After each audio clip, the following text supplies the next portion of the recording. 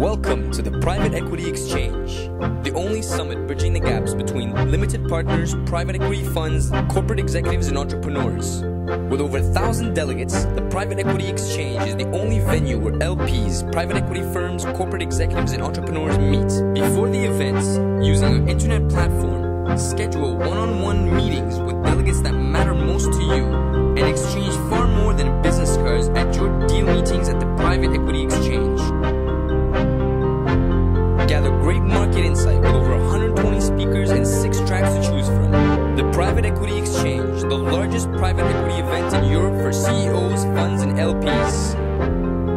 You are looking at venture capital, serial entrepreneurs, emerging technologies. The European tech and VC value chain clusters European deep changes. Introducing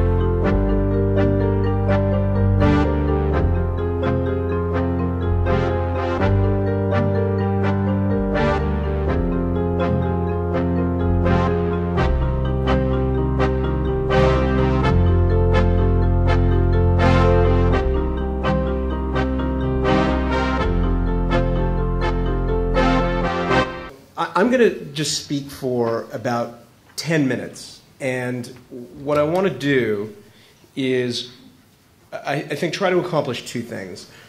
The first is I want to walk you through, from a cluster development perspective, to give you a bit of insight into what I believe to be probably the most impressive economic turnaround story in modern Western history, which is that of Canada. And it's a story that most Europeans don't know, and in fact, most Canadians don't know, but one that you will be hearing about over the next 10 years a lot more, particularly because Canada is poised, whether most people realize it or not, to become one of the most economically and strategically powerful nations on the face of the earth in the next 5 years, which I will talk to you about.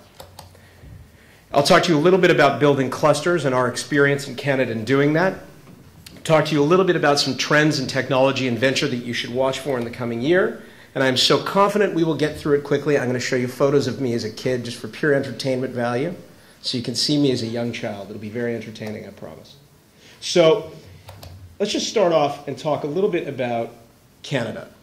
If you take a look at Canada, one of the greatest things ever said about our country was in fact said by an American, and that was President Clinton, who said Canada stands as a model of how people of different cultures can live and work together in peace, prosperity, and mutual respect. And I think if you walked across the globe and you talked to 100 people in 100 countries, they would give you the same definition in some form of another of Canada that President Clinton did. Peter Jennings, who was Canadian but one of the lead broadcasters at ABC, said Canadians have an abiding interest in surprising those Americans who have taken surprisingly little interest in learning about their neighbors to the north. For example, Al Capone, when he was caught doing business in Canada, when he was running alcohol over the border, the FBI said to him, "Mr. Capone, have you been doing business in Canada?" And he said, "I don't even know what street Canada is on." And Jon Stewart, the talk show host in the United States, says, "I've been to Canada and I've gotten the impression I could probably take the country over in about 2 days." So if you take a look, Canada has a very specific branding problem overseas. Leonard, can I ask you a favor? I'll cue you as we go along here, okay? So if you take a look, we have, as we followed in Europe and throughout the United States, what our former Prime Minister said is a 4M problem. The brand relies around mountains, meese or moose, maple syrup, and Mounties. And in fact, when you go south of the border in the United States, and even throughout Europe, these are probably the most common images that people think about when they think of Europe and when they think of the Canadian market. But in fact, if you take a look, over time, we have changed dramatically. If you go back to 1993, Canada was basically financially bankrupt. We were in probably the worst possible position of a modern Western economy. We were riddled with debt and deficit. We were downgraded by almost every financial institution in the world from a AAA to often single B rating, and had virtually no vision about where we were going to go in the future. And what occurred in 15 years was a dramatic, concentrated effort at a turnaround. And today, the picture is quite different. We are the only country in the G8 that has produced a balanced budget 8 years running and a surplus 8 years running. And out of all OECD nations, We are the top producing GNP and GDP per capita, a far cry from where we were 15 years ago. And by many stretches, one of the leaders and models for how you turn around an economy. And today, the real Canada is a little bit different. You can see people there with one of our greatest local and recent inventions, the crackberry, with everyone focused, the common pose that everyone focuses on. And it's so easy now to use the BlackBerry that even your pets are doing it, the infamous cat BlackBerry. And we are still, however, the lovable Canadians that everybody knows, but we are just a little bit more technologically savvy and a lot more focused on our economic success. If you take a look, I was asked, and have been for almost 4 years, an advisor to the Department of Foreign Affairs and International Trade. And my area of expertise has been focusing on Canada's brand internationally. And it's an issue that France faces as well in terms of how you build a brand in the technology business and spread the word efficiently and quickly. When we started this 5 years ago, we were virtually unknown. If you look today at the Anhalt GMI index, today, in almost 4 short years, Canada has gone from 0 to becoming the second most valuable nation brand in the world. And we've done that slowly, calculated over time with very specific moves. If you take a look now, I would argue, pound for pound, we are, without a word of a doubt, the greatest producer of technological innovation in the world, full stop. There's not a single country on the face of the planet, not Israel, not the United States, not China or India, that produces the volume and supply of technology per capita that Canada produces. We are by far and away the greatest producer thus far. And if there's one thing I hope you remember is that when you think about technology and you think about the Canadian market, you remember just how strong we've grown.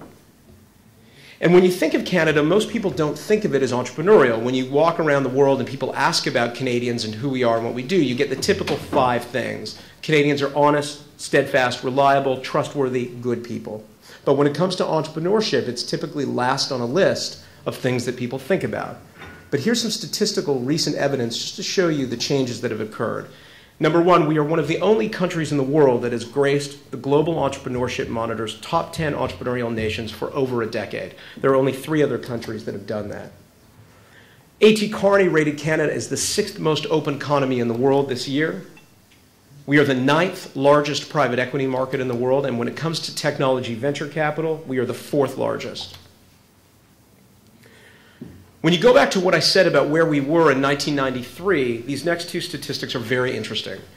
We were, this year, considered to be by the World Competitiveness Yearbook the 5th most competitive economy on the face of the planet. And The Economist has predicted what I said to you earlier, that over the next 3.5 years, not China, not India, but Canada will be the most competitive economy on the face of the planet over the next 3.5 years. A far cry from where we were just 15 years ago. And one of the great fallacies in North America is that Canada doesn't have a deep entrepreneurial base. But if you take a look, we have a per capita entrepreneurial community that is twice the size of the United States. There are twice as many self-employed entrepreneurs in Canada as there are south of the border. And if you look at our people and the bench strength, the numbers are also very impressive. We were considered by The Economist to have the best overall infrastructure in the world for business. We also are considered to have the 4th best technological infrastructure. We are the 4th largest broadband market in the world. We used to be the largest broadband market. That's recently changed in the last year. And when it comes to management, again, a common fallacy about Canada is we don't have management depth. In fact, we were rated by the WCY this year as the 2nd most competitive management economy on the face of the planet. And this was a downgrade because last year we were considered number 1, and it was the first time in the history of that report that a country had surpassed the United States in terms of management prowess. When it comes to tax, anyone who knows Canadians would know that there is no way anyone thought we were going to be bragging about our tax regime to anyone anytime soon. But in fact, this is one of the biggest changes in the cluster that occurred. And today we are considered by The Economist to be the 2nd most competitive tax jurisdiction on the face of the planet. And lastly, the World Bank just released a study which shows Canada, going back to the image I think that many Europeans had of Canada as being very difficult to do business in, we are in fact considered the 4th easiest country in the world in which to do business today. A far cry from where we were even 5 years ago. And so just to end off on Canada before I move off into the other topic, I wanted to just show you something very quickly. And that is, for me to talk to you about Canadian technology, and try to convince people about how well Canada's doing is a bit of a joke. Because you can take any subsector of technology and slice it any way you want, by revenue, by first to mind, by brand, by innovation, and I guarantee you in any category, you will find a Canadian company in the top 5 in the world, Canadian founded, led, or built by a Canadian. We are at pole position in almost every subsector of technology. The issue that we have is that most people view our companies as American. So if you take a look, just to shift gears a little bit here before we move on to the panel, I want to just talk to you a little bit about some of the lessons we learned in cluster development in Canada. Canada was a great experiment because we started looking at cluster development much earlier than Europe did, basically on the success of the United States to figure out how and why, what worked, what didn't work. And the first lesson that was the key, bigger than anything you could imagine, was that clusters cannot be built. Any effort to design and architect a cluster will, in the most part, fail. And what happened in the Canadian context is we learned very clearly, as they did in other countries like Israel, that clusters need to be nurtured and not developed. If you take a look, the government has a major role in building clusters, but their role is quite different than they often think it is. It's not to build clusters. The role of the government is to act as a stadium keeper. They're the groundskeeper. They build the stadium, they maintain it, they make sure the pitch is clean, the lights are on, the stadium is clean, and then they get out of the way and let the players play. Their job is to level the playing field and ensure that there's a healthy environment for entrepreneurs to flourish and not to get too much more involved than that. In every single cluster in the world, no matter where you go, particularly in the North American context, it always starts with a university. The anchor tenant in almost every cluster development, you look back to Silicon Valley, it all centered around Stanford. You look to Vancouver, it centered around the University of British Columbia. Boston around the core of universities from Harvard to MIT. The core anchor tenant in every cluster is almost always a university. And what happens out of the university is a very typical pattern of growth, which you will see one anchor company, like an Electronic Arts, like an Apple, drive hundreds of alumni that have generated wealth from that anchor company and go off to build further companies. And the art form is to figure out how to keep those people in the cluster and get them reinvesting in new companies. You also need high-risk venture accessibility. Venture capital does not mean early-stage banking. In Canada, we had a major issue, and in Europe, I think you have very similar issues, that a lot of the folks that hold themselves out as venture capitalists are in fact nothing more than early-stage bankers.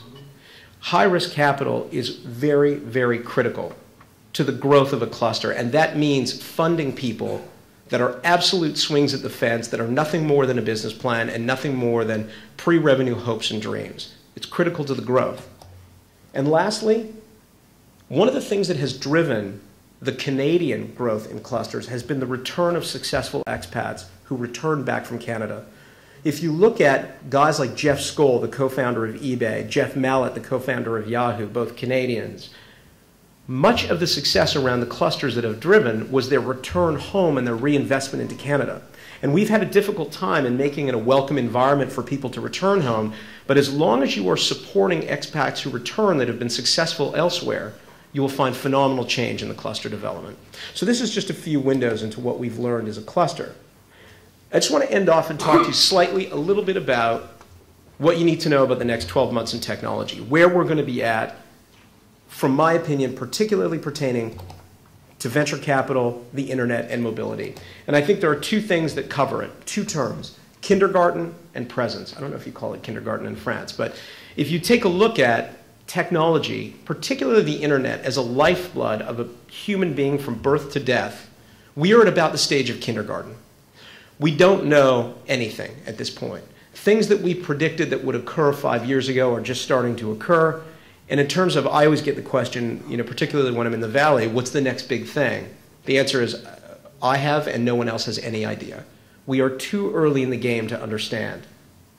And what I mean by presence is that we've moved into an area now in the next 5 years where your personal identity and your personal presence is absolutely critical to understanding how you interact with the world going forward. I'd be curious to know how many of you own your own domain name.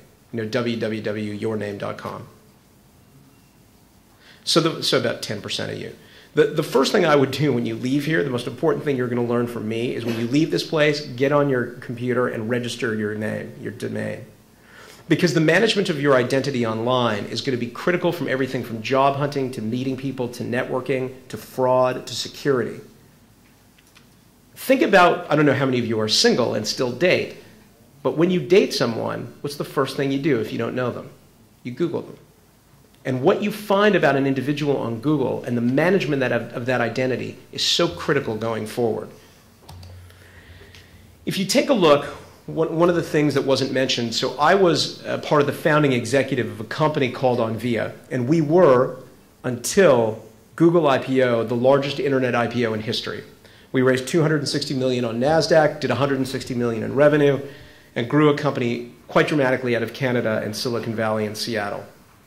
And one of the things that's clear about the dot-com bust is that everything we predicted and everything the entrepreneur said and all the grandeur was exactly right. We were 100% correct. We were just too early. And if you look today, you see Skype being the largest long-distance carrier in the world without a dime in advertising. PayPal has twice the accounts and balance under management than does American Express. 15% of North Americans that got married this year met online. We are in a fundamental era and shift, and it is driven by one factor: the growth and penetration of broadband and the final availability of it in most markets, but also the cultural change. You are now embarking on the biggest monumental shift in human history from a demographic perspective. This is, we've talked for years, a decade about the boomers. This is the first year the baby boom turned 60, and most of them moved to retirement. But underneath them is the largest demographic in human history, the Gen Ys and millennials, people 25 and younger. These people are 3 times the size of the baby boom, and for those of you that have kids, you will know they are complete and utter aliens. They don't function the same way we do, they don't talk on the phone, they don't interact, they don't socialize in any way that we would see as common or normal. A 12-year-old who's trying to talk to another 12-year-old, if they're sitting where you're sitting, won't talk to them. They'll instant message them on their cell phone or text them. And it's very important that we understand the changes in the dynamics in that generation. And lastly, if you look at the mobility market, we all know that we're moving very quickly. But what value is in mobility is around community. All community is critical in terms of building out technology. Technology is like furniture in an empty room. What matters is the community that's built around it. And so I'll end off, just because I don't want to take too much time of the panel, I'm going to skip the 5 things you want to watch, except to mention one very quick factor. The biggest thing that you should be watching in the next year is the growth of gargoyle culture. As you look, as more and more people create physical devices and have technology in their hands, you will see things like security and the media be completely replaced. And to give you an example, the company that I founded a year and a half ago called NowPublic, in 12 months has become the largest news agency in the world with over 43,000 reporters in 140 countries that are people like you that report news that they see and they witness, which news and media traditionally could never get to. And it's those kind of models that are going to grow and drive dramatically over time. So just to close out, I promised you that I would show you pictures of me as a kid. There's me as R2-D2 and as a rocket.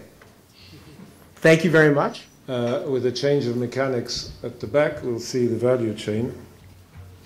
We're approaching this from a slightly different angle, because what I was saying this morning is one of the big gaps which we have in Europe is the link between research and how that research gets onto the market. A cluster is part of that, but it's not the only part. And the big problem we see is that when you get a university, and often I agree the clusters are built up around universities, but still you need a process to get the research out of the university. For that, you need a very small amount of capital, but it's very high risk. You get the patenting and then the process for licensing. You need to prove the concept, of course, the market, and so on. That's where you need some grub money. Maybe a couple of €100,000 is all you need, but if nobody's got that and you have to put it from your own pocket, it can be quite painful. If you get past that stage, you've got perhaps your own money, a business angel or two will come in, then you've got to move towards the seed stage and develop the first business applications. There, the risk is being reduced, the money you need is slightly greater. Then, of course, you need round A, which is to start structuring the business and growing. Ultimately, you will aim for a spin-out with licensing potential. And perhaps at this point, the technology will work, will it? Not quite. You see, technology is the future when it's in the present. Okay?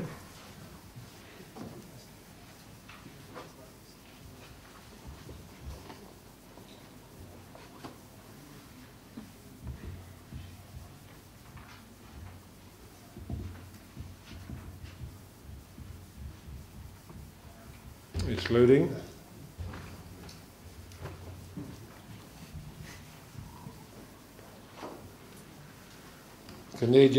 Canadian software and European software are not totally compatible. Is that the message? What are we going to do about that? We need to build a bridge. What? It's a market. It's a market. There's a great market opportunity there, yeah. But the interesting thing about Canada, I think, Len, or one of the things, is this massive transformation which has occurred in the last few years. And the second is that many people are not aware, still have the image of the 4 M's when talking about Canada. Canada is the only embassy around Europe which sends me regular emails about business opportunities in Canada. And they're not only sending emails, but actually they make them interesting and I want to read them, except I don't quite have enough time. So I don't. But I think this shows two points, is that governments can make major efforts in transforming the economic scenery, notably for innovation. And our thoughts are that they should transform everything around innovation, make the environment the right one, and let the entrepreneurs get on with it, rather than trying to act instead of entrepreneurs. The second one is that there are many opportunities around the world if one only has time to look for them, and some of them are very close. I know Canada's far, but it's not that far. And well, time being what it is, I will pursue. Of these 4 stages which I talked about, we think there are clearly 2 gaps, and that's where the problem is. There's the gap at the end and there's the gap at the beginning. The gap at the end is very easy. If you want to go to the IP market and the IP market's closed, well, you're dead. You just have to wait till it opens again, unless there's a trade buyer. The gap at the beginning is just outside the university gates, because in the university you can get research out of public funding, out of university funding, etc. There's a lot of funding in Europe with FP7. Does everybody know what FP7 is? Yeah? No? Well, it's the successor to FP6. And it's extremely important in terms of funding. This is several billions a year financing fundamental research throughout Europe. I mean, it's like the 2 together is probably like 100 billion euros. So it really is serious. Now, the next gap is after that. Who is going to put their money into paying a license for, just to show that some good idea really is good? Not very many venture capitalists. The deals are too small, they're too risky. Venture is looking for bigger deals, so they go a bit further down the line. And that's where you need angels. What we think is the answer to all of this is to really find a way of financing tech transfer. There's a group in the UK known as the IP Group. We formed a partnership with them, and in that partnership there are 10 UK universities or faculties, and the arrangement is that we sign an agreement that we will fund on a right of first refusal any sort of research which they want to bring to the market in terms of a spin-out. So whatever they produce, we can pick and choose. We think that's a great deal. The best example of that, again, was set up a few years ago by the IP Group. The chemistry faculty of Oxford needed a new lab, and this group said, right, we'll give you 20 million sterling, so it's about 30 million euro, it's about a third of the cost, and you give us right of first refusal on your production for the next 20, 25 years, a result of which everybody's happy. The university has the best chemical lab in the Western world, including better than the strongest ones in the US. There's more licenses come out of that, more Nobel Prizes come out of that. At least 2 of the professors have made a lot of money because they've got the entrepreneurial spirit to produce spin-outs. And it's just a win-win. And that, of course, attracts more and more researchers into the labs, and they're trying to build an additional one. The negative is that this sort of tech transfer, it's working in the UK. Probably in this room you'd find, on a tech transfer meeting, you'd find half the whole UK population involved in that industry could fit into this room, which shows how small and specialized it is. And that's probably about half of or 2/3 of the whole European tech transfer industry. So we'll move on to the map. Here it is.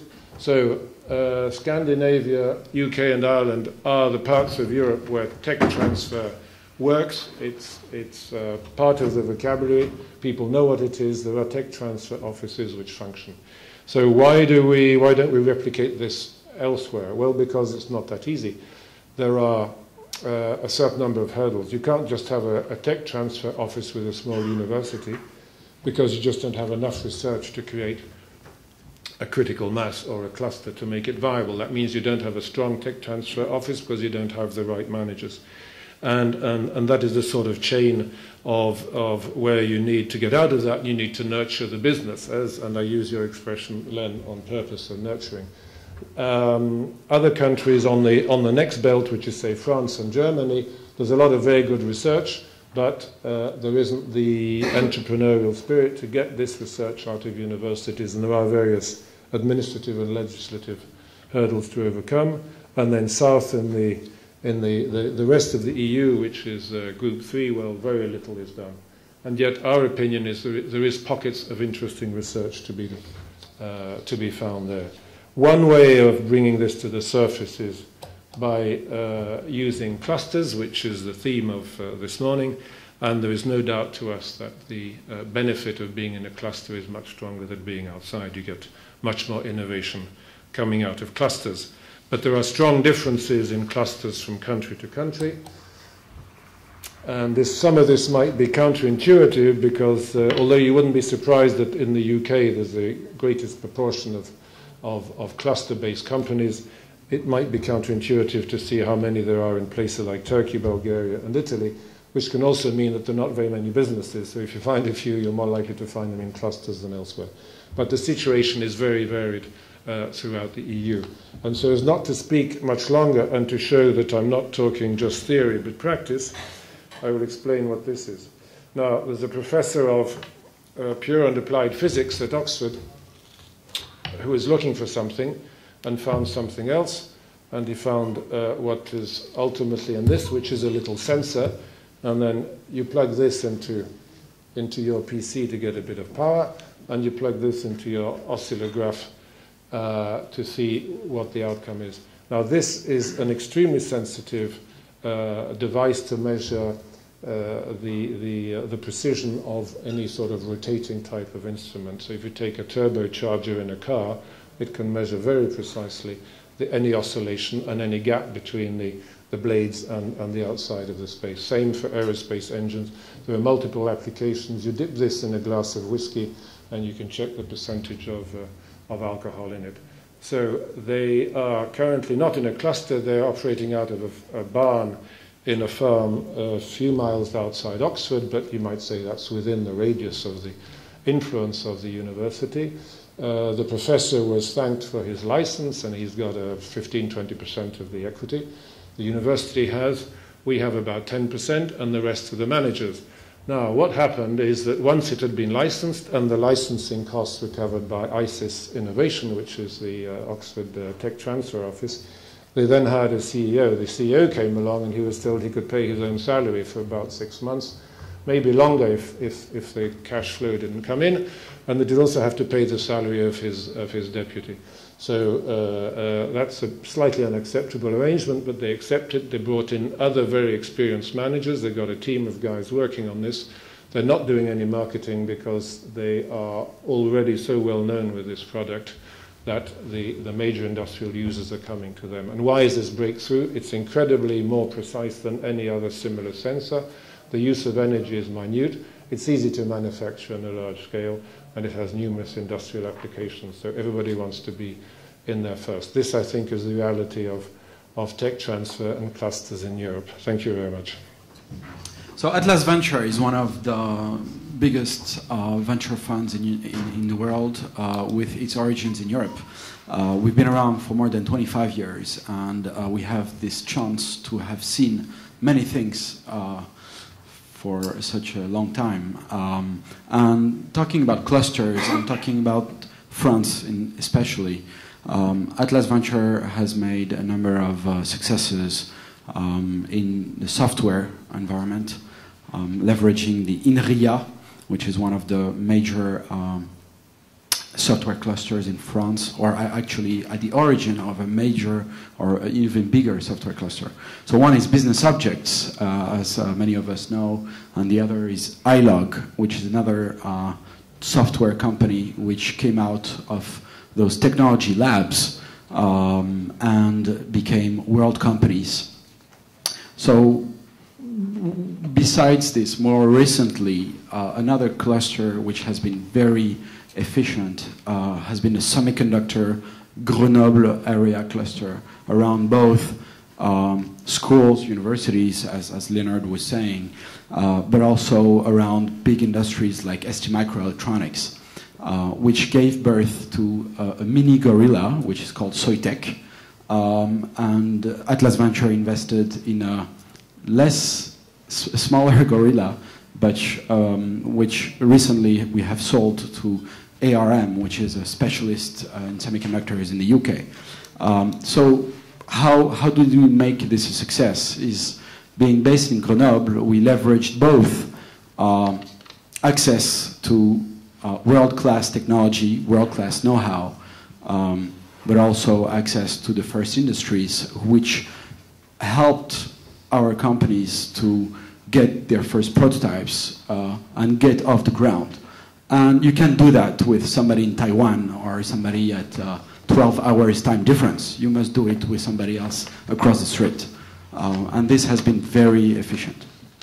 I would talk also about another cluster, which is more of a, let's say, bottom-up approach. We talked about clusters in terms of top-down, like governments taking a decision to invest tens of millions of dollars with a payback which takes much longer time. Today we see with the Web 2.0 and with all the new web generation we're looking at, all the technology barrier to entry, all the capital intensity barrier to entry has been lowered significantly.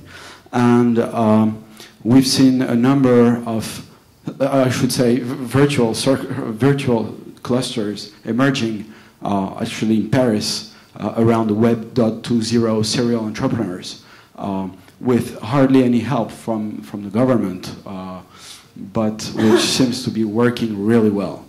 So what are the takeaways? Again, in every success, and we're talking here about success in every aspect, both industry, startups, etc.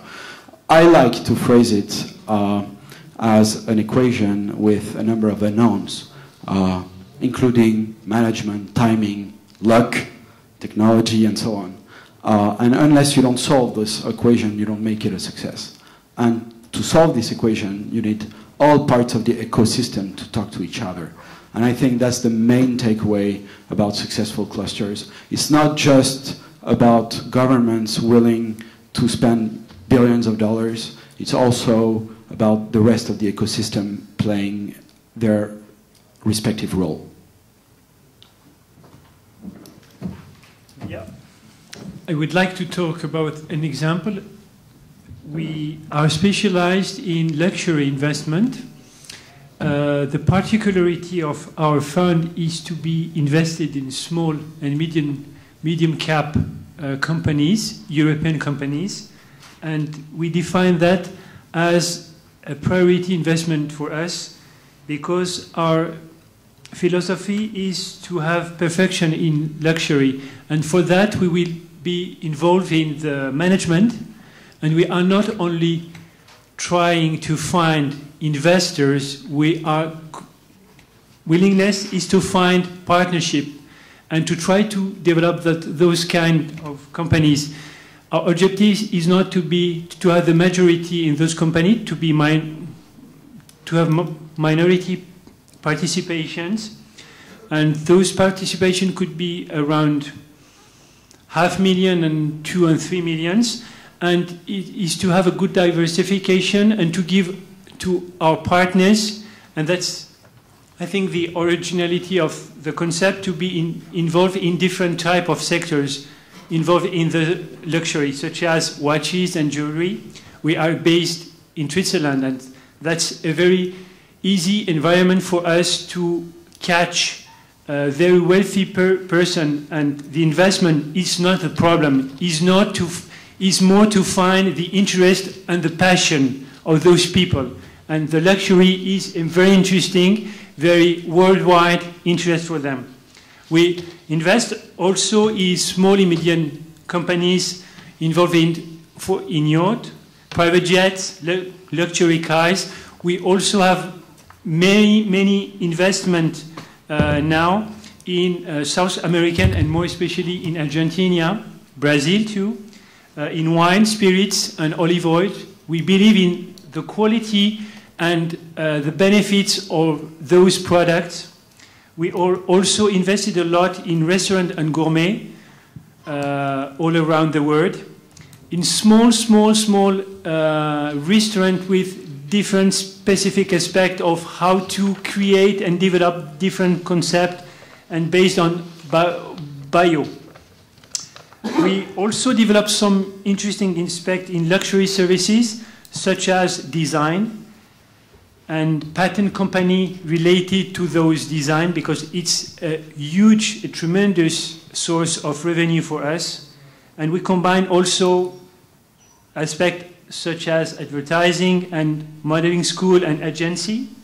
And for those, we are developing very interesting aspect in internet and high technology. We also invest in fashion and leather goods in all European countries and South American countries too. And we develop different aspects in hunting, could be shoes, equipment, and rifles.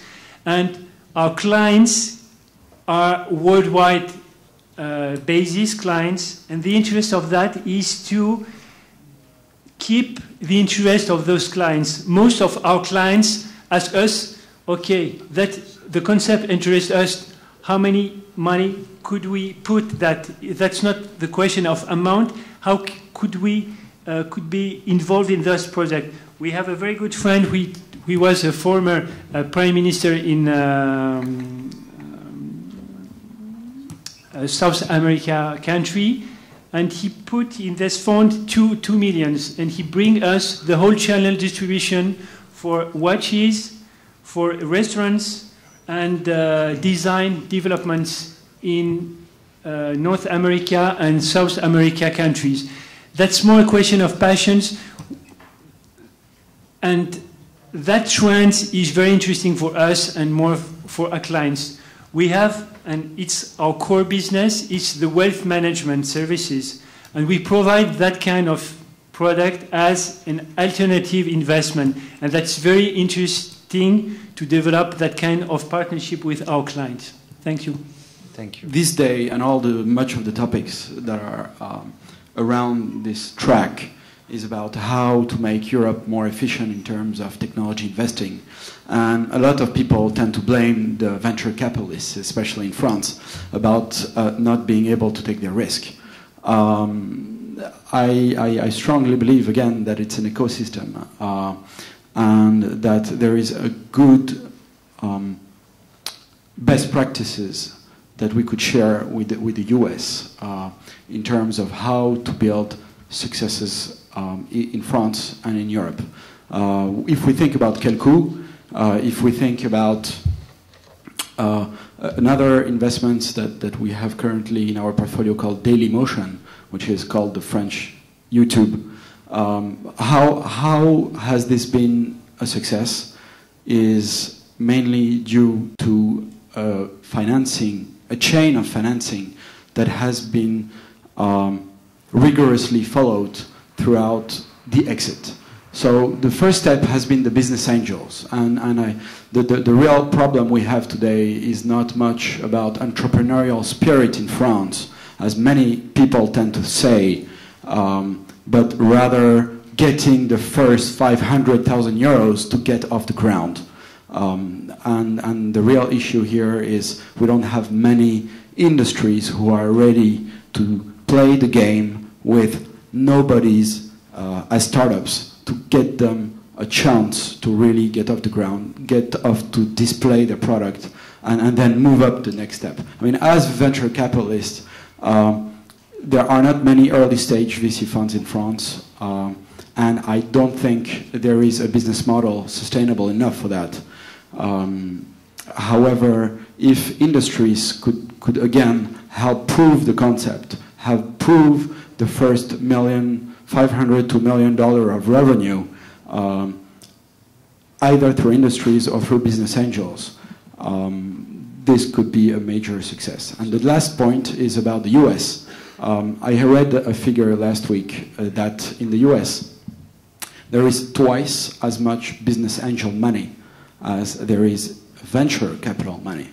And I think this could be the answer of getting much more opportunities and the statistics of success running. Thank you.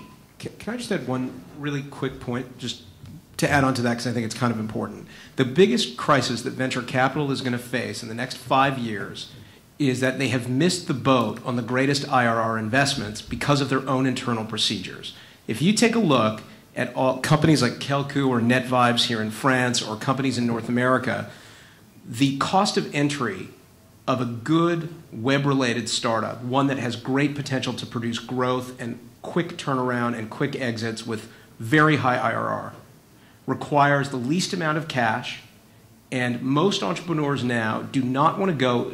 So the question is not, do you have $500,000, do you have $600,000 to invest? The question is, what are you going to put me through as an entrepreneur to get that $500,000? Because I'm not interested in spending 3.5 months going through diligence on something that absolutely cannot be done diligence on, and I'm not interested in signing my life away, and I'm certainly not interested in spending $60,000 in legals to get a deal closed.